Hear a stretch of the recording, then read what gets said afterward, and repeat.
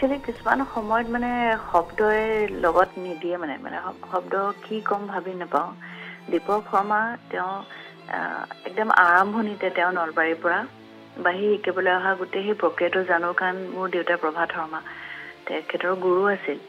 গতিকে আৰম্ভণিতে ইয়াৰ পৰা আৰম্ভ কৰিছিলে। তাৰপিছত পৰৱৰ্তী পৰ্যায়ত তেওঁ বাহিৰ শুনি দেউতাই ক'লে যে কলিকতাত যাব লাগে। কলিকতাৰ গুৰু দেৱপ্ৰসাদ বেনাৰ্জী দেউতাই ঠিক কৰি দিছিলে। তাৰপিছত তেওঁ তাত শিকিলে। পিছৰ পৰ্যায়ত তেওঁ হৰিপ্ৰসাদ চৌধুৰীৰ ওচৰত শিকিলে।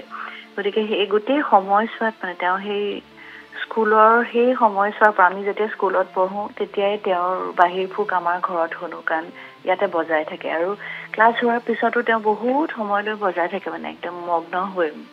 গতিকে সেই বাহিৰ সুৰ, সেই মানে ঘৰুৱা যিটো সম্পৰ্ক ক'ৰবাত মানে আজি এই সময়টোত সেই কথাবোৰ মানে বিৰাট মনত পৰিছে। আৰু এনেই ইনষ্ট্ৰুমেণ্টেলিষ্ট মানে সংগীত বাদ্যযন্ত্ৰ যিসকলে বজায় তেওঁলোকৰ চৰ্চা বহুত কম হয়। গায়ক গায়িকা আমি যেনেকৈ চৰ্চা কৰোঁ, সংগীত পৰিচালকৰ চৰ্চা কৰোঁ, বাদ্যযন্ত্ৰীৰ চৰ্চা কম।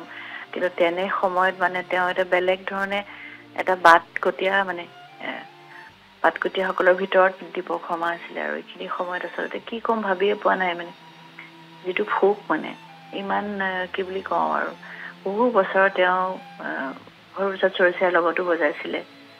গতিকে এইটো সময়ত একচুৱেলি ক্ষতি অসমৰ কাৰণে বিৰাট। আৰু এইটো যোৱাৰ সময় নহয়, মানে বহুত বেছি আমাক দিবলগীয়া আছিলে। আৰু তেওঁ সুস্থও হৈ উঠিছিলে। কিন্তু ইয়াৰ আগৰবাৰ যেতিয়া হৈছিলে লগো পাইছিলোঁ, সুস্থ হৈছে, আকৌ নতুনকৈ বাঢ়িব যোৱাৰ হেঁপাহ। শ্ব' কৰিছে, এখন শ্ব' তেওঁ কৰিছিলে, ময়ো কৰিছিলোঁ।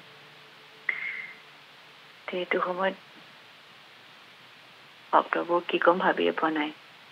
এইটো সময়ত খালি তেওঁৰ বিদেশী আত্মাৰ চিৰশান্তি কামনা কৰিছোঁ।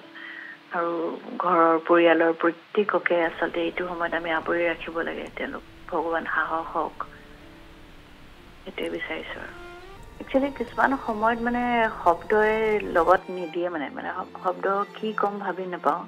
দীপক শৰ্মা তেওঁ একদম আৰম্ভণিতে তেওঁ নলবাৰীৰ পৰা বাঢ়ি শিকিবলৈ অহা গোটেই সেই প্ৰক্ৰিয়াটো জানো, কাৰণ মোৰ দেউতা প্ৰভাত শৰ্মা তেখেতৰ গুৰু আছিল। গতিকে আৰম্ভণিতে ইয়াৰ পৰা আৰম্ভ কৰিছিলে। তাৰপিছত পৰৱৰ্তী পৰ্যায়ত তেওঁ বাহিৰ শুনি দেউতাই ক'লে যে কলিকতাত যাব লাগে। কলিকতাৰ গুৰু দেৱপ্ৰসাদ বেনাৰ্জী দেউতাই ঠিক কৰি দিছিলে। তাৰপিছত তেওঁ তাত শিকিলে। পিছৰ পৰ্যায়ত তেওঁ হৰিপ্ৰসাদ চৌধুৰীৰ ওচৰত শিকিলে।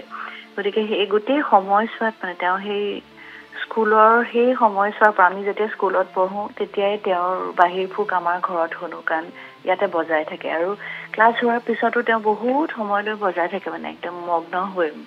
গতিকে সেই বাহিৰ সুৰ, সেই মানে ঘৰুৱা যিটো সম্পৰ্ক ক'ৰবাত মানে আজি এই সময়টোত সেই কথাবোৰ মানে বিৰাট মনত পৰিছে। আৰু এনেই ইনষ্ট্ৰুমেণ্টেলিষ্ট মানে সংগীত বাদ্যযন্ত্ৰ যিসকলে বজায় তেওঁলোকৰ চৰ্চা বহুত কম হয়। গায়ক গায়িকা আমি যেনেকৈ চৰ্চা কৰোঁ, সংগীত পৰিচালকৰ চৰ্চা কৰোঁ, বাদ্যযন্ত্ৰীৰ চৰ্চা কম। কিন্তু তেনে সময়ত মানে তেওঁ এটা বেলেগ ধৰণে এটা বাটকটীয়াসকলৰ ভিতৰত দীপক শৰ্মা আছিলে। আৰু এইখিনি সময়ত আচলতে কি ক'ম ভাবিয়ে পোৱা নাই। মানে যিটো ফোক মানে ইমান কি বুলি কওঁ আৰু বহু বছৰ তেওঁ হৰিপ্ৰসাদ চৌধুৰীৰ লগতো বজাইছিলে।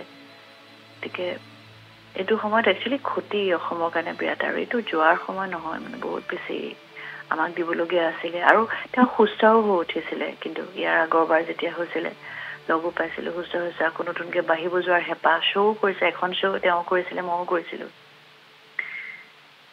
এইটো সময়ত শব্দবোৰ কি ক'ম ভাবিয়ে পোৱা নাই। এইটো সময়ত খালি তেওঁৰ বিদেশী আত্মাৰ চিৰশান্তি কামনা কৰিছোঁ।